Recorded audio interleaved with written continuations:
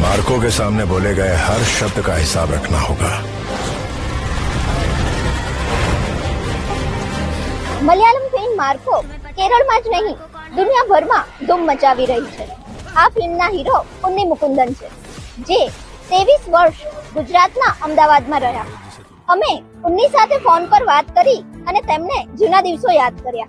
તો ચાલો જાણીએ ઉન્ની મુકુંદન આ શહેરમાં કઈ જગ્યાએ રહ્યા, કઈ જગ્યાએ ભણ્યા અને કઈ જગ્યાએ એમને પહેલી મૂવી જોઈ।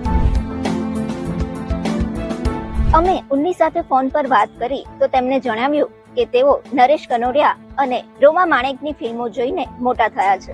મારી આ પાછળની જગ્યા છે તે એક સમયે અનુપમ થિયેટર હતું। આજે તો અહીંયા મોલ બની રહ્યો છે, પરંતુ સાઉથ સુપરસ્ટાર ઉન્ની મુકુંદન અહીંયા જ પહેલી ફિલ્મ કહો ના પ્યાર હે જોવા આવ્યા હતા।